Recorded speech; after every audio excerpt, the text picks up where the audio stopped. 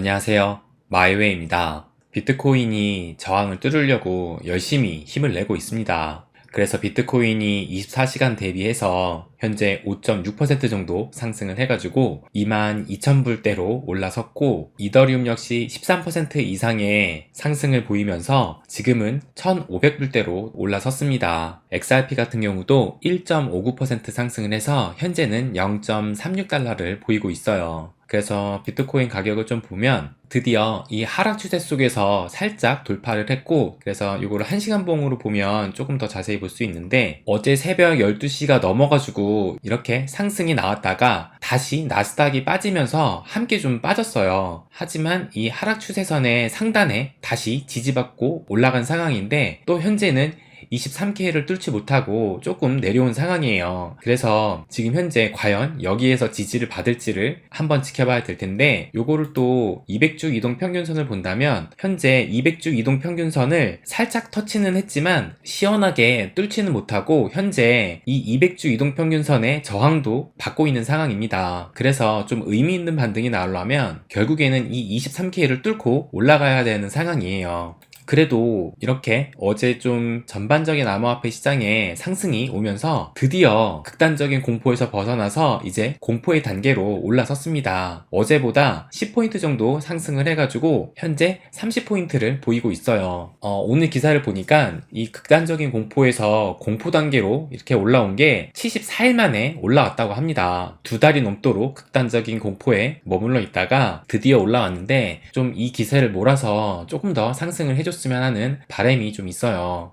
증시도 좀 함께 보면은 어제 증시가 좀 살짝 아쉬웠는데, 어제 미 증시가 시작할 때만 해도 한 1% 이상의 상승을 보였거든요. 나스닥도 그렇고 S&P도 그렇고 다우존스도 1% 이상의 상승을 보이다가 장 막판으로 갈수록 지수가 빠지더니 결국에는 음봉으로 마감을 했습니다. 그거에 따라서 우리나라 코스피 지수 역시 현재는 0.3% 정도의 하락을 보이면서 2360포인트대를 보여주고 있어요. 그래서 어제 장 막판에 이렇게 나스닥이 좀 빠진 이유가 애플에 내년에 고용 관련 발표를 해가지고 그 여파로 해서 나스닥이 좀 빠졌다 하더라고요. 그래서 보시게 되면 오후 들어서 애플이 경기 침체에 대비해 고용과 지출을 줄일 계획이라는 소식이 전해지면서 시장은 하락 반전했다. 애플은 이날 경기 침체에 대응하기 위해 채용 속도를 늦추고 지출도 줄일 계획이라고 긴축 경영 계획을 발표했다라고 이렇게 보도가 나온 뒤에 결국에는 나스닥이 빠지게 된 겁니다.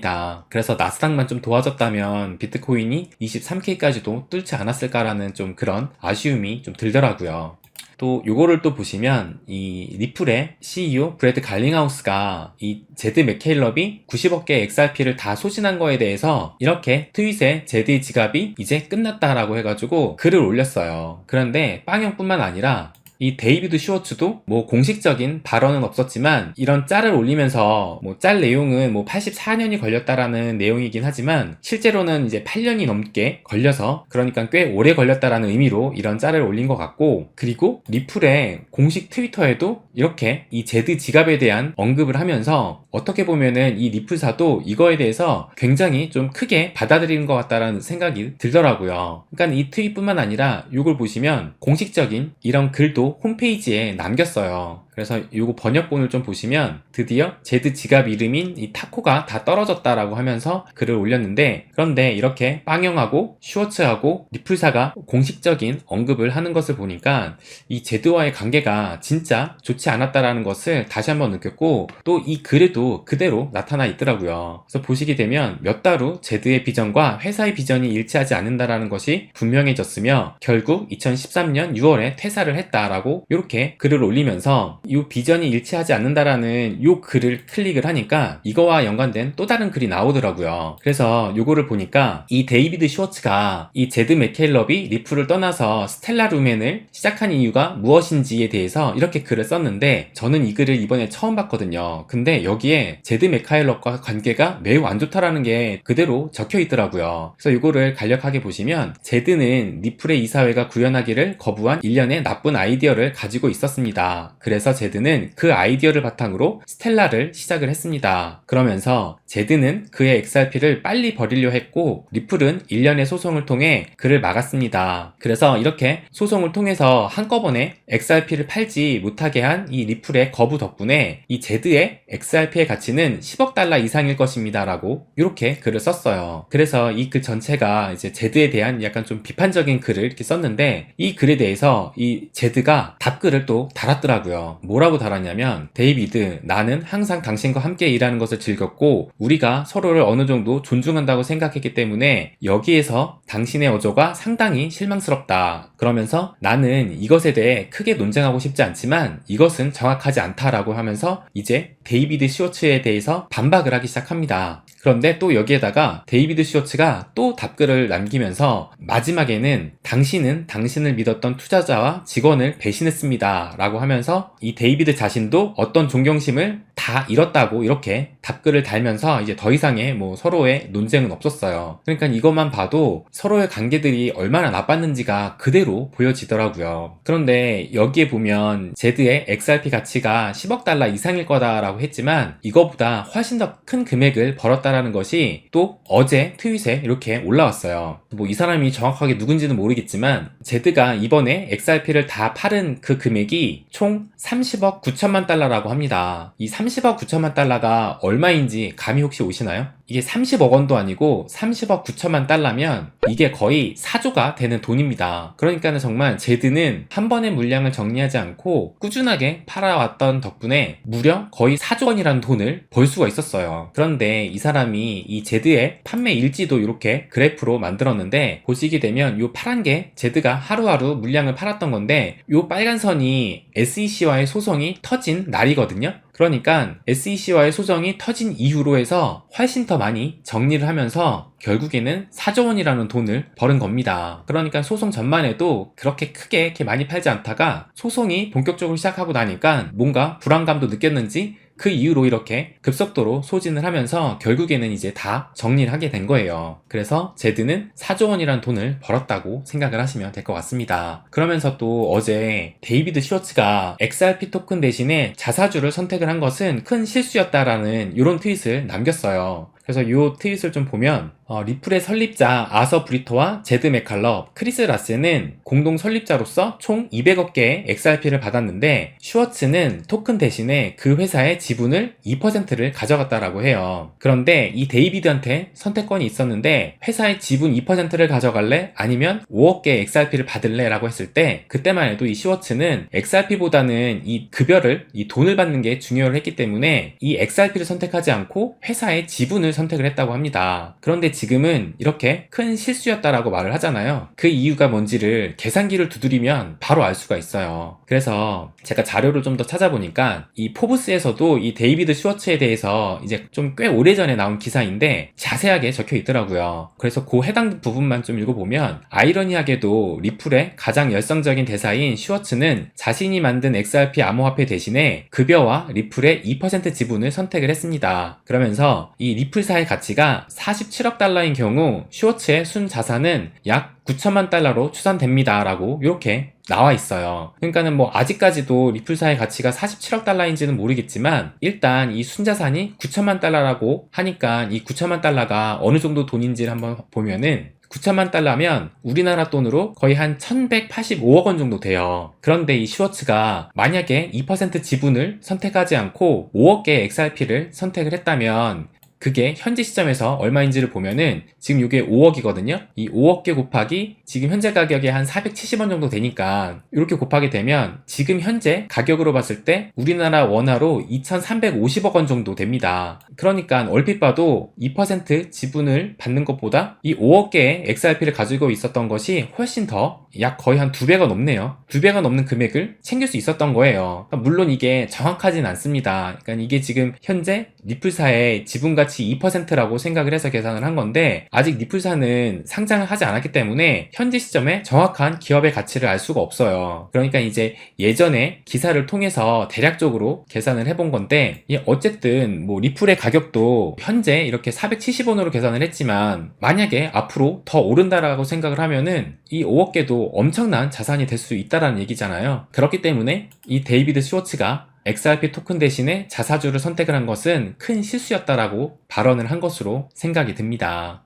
그래도 이 리플사가 소송이 끝나고 또 IPO를 한다고 했으니까 또 슈워츠의 2%의 지분도 또 엄청 큰 상승이 일어날 수도 있다고 생각이 듭니다. 결국엔 그들은 이미 부자라고 저는 생각을 해요. 그리고 또 하나의 기사를 좀 보여드리면, 제가 종종 이 3위 비트코인 고래에 대해서 말씀을 드리는데, 이 3위 비트코인 고래가 어제 새벽부터 해가지고 물량을 조금 정리를 하기 시작했어요.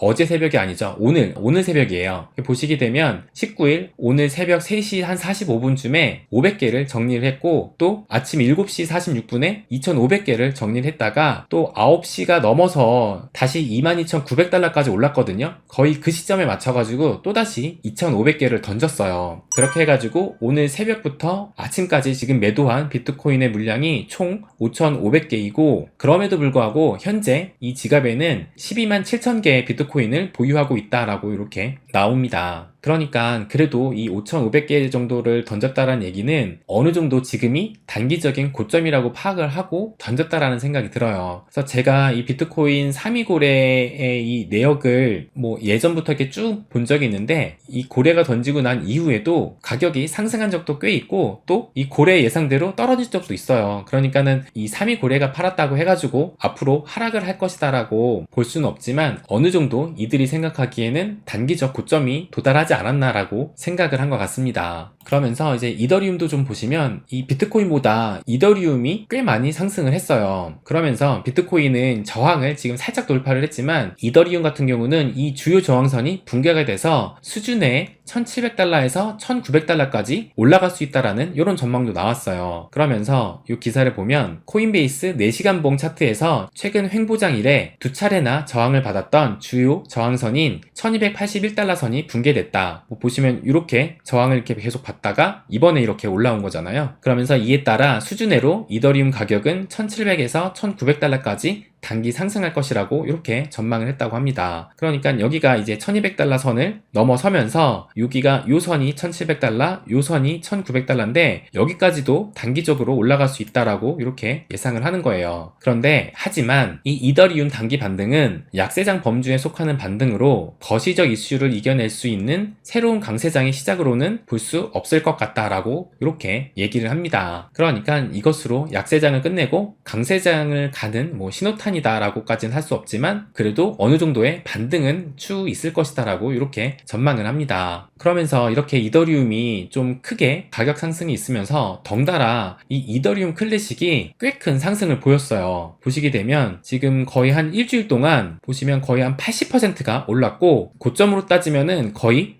100%가 상승을 했습니다. 그러니까 단기적으로 거의 2배 가까운 상승을 보인 거예요. 그래서 이 이더리움 클래식이 이렇게 상승한 이유가 뭔지를 좀 보니까, 이더리움 해시레이트 이전 기대감에 이더리움 클래식이 강세가 있었는데, 그런데 앞으로의 전망이 좀 불투명하다라는 이런 기사가 있더라고요. 그러니까 이제 이더리움이 이 지분증명 이 포스로 전환을 앞두고 있잖아요. 이거에 따라서 기존 작업증명 기반 해시파워를 이 이더리움 클래식이 흡수할 수 있다는 기대감에서 이 ETC 토큰 가격이 급등하고 있는데, 그런데 이 몇 가지 이유를 들면서 좀 불안하다라는 그런 분석을 하고 있는 거예요. 그래서 보시게 되면 이더리움이 포스 전환 이후 이 디지털 커런시 그룹 이 DCG에서 이더리움 클래식을 지원할지 여부는 아직 불투명하고, 그리고 이더리움 클래식은 비탈릭 부테린 같은 생태계 리더가 없으며 또 생태계 프로젝트 또한 거의 없다라고 이야기를 합니다. 그리고 이제 포스로 전환이 되면 이 50억 달러 상당의 이 채굴기가 가동을 중단할 위기에 놓여 있는데, 이러면 채굴 관련 업계들이 또 타격을 받잖아요. 그러니까 이 채굴 관련 업계들을 위주로 해가지고 이 ETC를 앞장서서 홍보하고 있다라고 이렇게 또 분석을 내놓고 있고, 이 채굴자들은 이 이더리움 클래식의 생태계를 구축할 능력이 없으면서 이더리움을 작업 증명으로 포크할 가능성이 더 크다라고 이렇게 얘기를 합니다. 그러면서 이 샘 뱅크먼 프리드 같은 인물이 이더리움 클래식의 생태계로 옮겨갈지 여부가 이더리움 해시레이트 이전 관련한 이더리움 클래식의 성패의 관건이다라고 하면서 약간 좀 부정적인 전망을 좀 좀 내놨어요. 그래서 이더리움 클래식 같은 경우는 이렇게 좀 단기간 안에 큰 상승이 보인 만큼 앞으로의 이 투자 전략에 대해서도 좀 진지하게 고민을 해야 될 것 같기는 한데, 그런데 아마 이 이더리움이 포스로 전환이 되기 전까지는 이더리움 클래식이 조금 더 상승을 보일 그런 확률도 꽤 높다고 생각이 들긴 합니다. 그래서 저는 이더리움 클래식을 보유하고 있진 않지만